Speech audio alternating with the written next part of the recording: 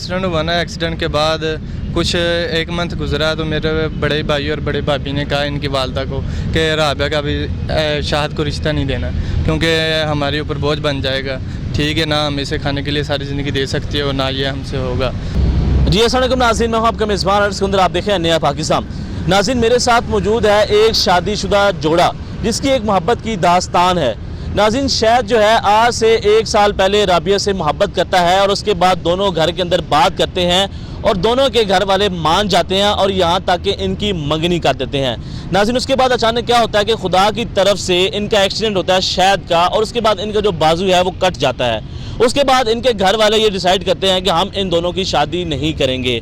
शायद और उनके दोनों के घर की तरफ से ये कहा जाता है कि अब ये शायद जो है हमारे ऊपर बोझ बन जाएगा, ये कैसे रोजी रोटी कमा के दे सकता है, इसलिए हमें इनकी शादी नहीं करनी चाहिए। लेकिन ये दोनों आपस में इतनी मोहब्बत करते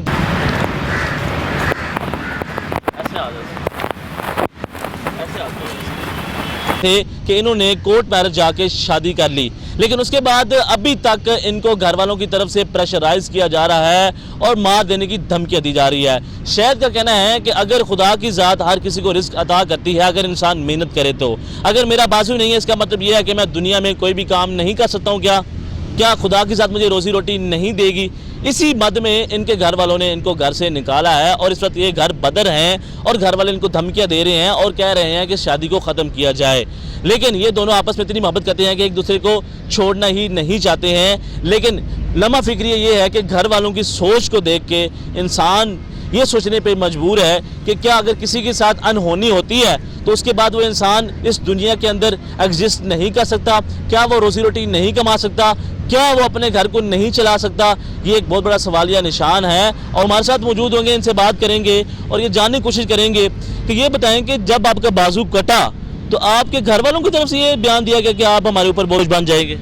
जी, जब मेरा एक्सीडेंट हुआ ना, एक्सीडेंट के बाद कुछ एक मंथ गुजरा तो मेरे बड़े भाई और बड़े भाभी ने कहा इनकी वालदा को कि राबिया का भी शाहद को रिश्ता नहीं देना क्योंकि हमारे ऊपर बोझ बन जाएगा। ठीक है ना, हम इसे खाने के लिए सारी ज़िंदगी दे सकती है और ना ये हमसे होगा।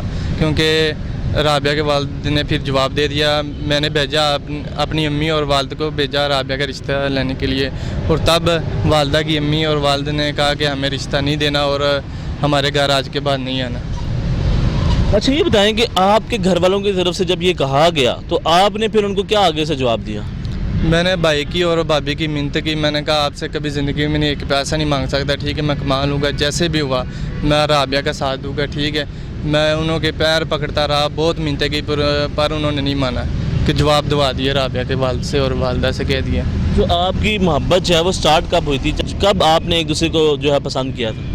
तकरीबन साल हो गया होना कि जब हमारी एक दूसरे से बात हुई, ठीक है, और बात होने के बाद मेरा तकरीबन मंगनी होगी। मंगनी होने के बाद तकरीबन 2 मंथ गुजरे होंगे कि मैं लाहौर जा रहा था काम पे, मेरे बहनोई का शादी डाला था, ठीक है, उस पर मैंने कहा चलो किराया बच जाएगा, मैं उसके साथ जाता हूँ। जब मैं उसके साथ गया और तकरीबन पाकपतन से आगे मैं गुजरा हूँ, ठीक है, एक्सीडेंट हो गया बाई व्हीलर के साथ। ड्राइवर ने खुद सीधी लगने लगी थी, ड्राइवर ने मेरी साइड नुक्कर में लगा दी कि मेरा बाजू कट हो गया, शीशा भी इधर आन के लगा, उसी टाइम उतर गया था, सिर्फ ना थोड़ा बहुत। आपको मोटिवेट करना चाहिए था। अगर आप शादी करना चाहते हैं तो इसमें कोई बुरी बात तो नहीं है, रिस्क को अल्लाह की ज़ात नहीं देना है। जी, घर वालों ने साथ नहीं दिया, बस एक सिस्टर थी वो बहनोई जिन्होंने हमारा साथ दिया, निकाह करवाया, सब खर्चा सब उन्होंने किया, ठीक है। और पाकपतन में वकील के पास गए, वहाँ से एक मौलवी आया, मौलवी ने हमारा निकाह करवा के सब कुछ करवा के साइन करवा के सब कुछ क्लियर कर दिया। सिर्फ बहनोई और सिस्टर ने मेरा साथ दिया और किसी ने भी नहीं दिया। तो आप इनके बगैर नहीं रह सकते हैं? जी, मैं इनके बगैर नहीं रह सकता सारी ज़िंदगी। इन्होंने आपका मुकम्मल तौर पर साथ दिया है और यहाँ तक आपने शादी की, निकाह किया? जी, इसका मुझ पर बहुत बड़ा एहसान है क्योंकि मैं सारी ज़िंदगी में इसका एहसान नहीं भूल सकता। ठीक है। अच्छा ये बताएं कि अब आपके घर वाले क्या कहते हैं? क्या वो अभी भी धमकियाँ दे रहे हैं? मैं एक दफ़ा गाँव गया था, ठीक है, जब गाँव गया ना, बड़ा भाई और भाभी ने इसको पकड़ा, मारने लगी, आगे मैं हो गया, ईंट मारी तो मेरे हाथ पे लगी थी, इधर ज़ख्म तो अब ठीक हो गया, ठीक है। और बड़े भाई ने मुझे पकड़ लिया, घर से निकाल दिया, आज के बाद इधर आए ना तो ऐसे कर देना, इसे वापस करो। क्या आपको आपके बड़े भाई को आपके साथ कोई दुश्मनी है? कोई दुश्मनी, सिर्फ है बाजू एक कट होने की वजह से इतने मसले बने صرف ایک بازو کٹ ہوا، اتنی ٹینشن اتنے مسئلے آئے میرے لیے بس ایک بازو کٹ ہونے کی وجہ سے. ٹھیک ہے. اچھا یہ بتائیں گے بھابھی، یہ بتائیں کہ آپ کے گھر والے اب کیا کہتے ہیں؟ وہ کہتے ہیں کہ اس سے ڈیورس لو اور پیچھے آ جاؤ، ہم آپ کا رشتہ کہیں امیر لڑکے کے ساتھ کریں گے، اور میں یہ نہیں چاہتی میں اس کے چھوڑ کے جاؤں، میں ہر مشکل میں اس کا ساتھ دینا چاہتی ہوں. اچھا جب ان کا بازو کٹا تو آپ کی محبت میں کوئی کمی آئی تھی؟ جی نہیں، میری محبت تو اتنی ہی تھی جتنا میں اس سے پہلے کرتی تھی. میں نے یہ وعدہ کیا تھا کہ میں نے اس کے ساتھ رہنا ہے اور ہر مشکل میں اس کا ساتھ دینا ہے. تو آپ یہ بتائیں کہ اب آپ ان کے ساتھ خوش ہیں؟ جی ہاں میں خوش ہوں، جیسے بھی یہ مجھے رکھیں گے مجھے اس پہ یقین ہے، مجھے کوئی بھی تکلیف نہیں آنے دیں گے. ٹھیک ہے. تو اب آپ کے گھر والے اگر کسی بات کے اوپر رضامند ہوتے ہیں تو آپ ان سے بات کرنے کے لیے تیار ہیں؟ جی نہیں، وہ کہہ رہے ہیں کہ واپس آؤ، اس لیے میں ان سے بات نہیں کرتی، نہ وہ مجھ سے کرتے ہیں. اچھا وہ یہ کہتے ہیں کہ اس کو چھوڑ دو؟ ہاں جی، وہ کہتے ہیں اس کو چھوڑ دو، پر میں اس کو نہیں چھوڑ سکتی. اچھا آپ کے گھر والوں کی طرف سے یہ بھی کہا جا رہا ہے؟ جی بڑا بھائی ہے، صرف بڑے بھائی کی طرف سے کہا جا رہا ہے. ابو نے مجھے گھر بلایا، ابو کے ساتھ بدتمیزی کیجیے، گھر کیوں آئے؟ ابو کے ساتھ بدتمیزی کی، ابو کے پہ ہاتھ سوالیہ اٹھائے. نشان یہ ہے کہ اگر آپ اپنا خرچہ خود اٹھا سکتے ہو تو آپ کے جو بڑے بھائی ہیں وہ آپ کو اتنا تنقید کا نشانہ کیوں بنا رہے ہیں؟ کیا آپ ان کے ساتھ بدتمیزی کرتے ہیں؟ آپ کوئی بدتمیزی نہیں کی، صرف ایک بازو کٹ ہونے کی وجہ سے سارا مسئلہ بنا ہے. نہ میں نے اس کے ساتھ کبھی بدتمیزی کی اور نہ کبھی کی ہے. ٹھیک ہے. اور بھابھی جو تھی، میں بائک پہ لے کے جاتا رہا، سب کچھ خرچہ ورچہ جب میں کام کرتا تھا میں دیتا رہا گھر. ٹھیک ہے. اور ایک بازو کٹ ہونے کی وجہ سے میرے بھائی کو کہا کہ رشتہ لینے جانا ہے، سب جائے مل کے. ٹھیک ہے. بڑے بھائی نے جواب دے دیا میں نے نہیں جانا. تو آپ کے والد صاحب رضامند تھے؟ والد صاحب ٹھیک اور ہے، والدہ؟ والدہ بھی ٹھیک سے. تو یہ سارا جو معاملہ ہے یہ آپ کے بھائی کی وجہ سے پیدا بھائی ہوا؟ اور بھابھی کی وجہ سے سارا معاملہ بھائی اور بھابھی کی وجہ سے بنا.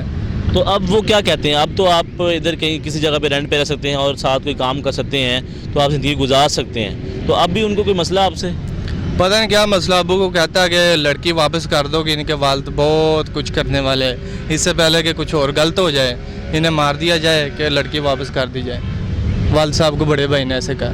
کہ آپ لوگوں سے کیا اپیل کرنا چاہتے ہیں؟ لوگوں سے میں یہی اپیل کرنا چاہتا ہوں کہ ریکویسٹ کرتا ہوں کہ میری صرف اتنی ہیلپ کر سکے کہ میرا بازو لگ جائے.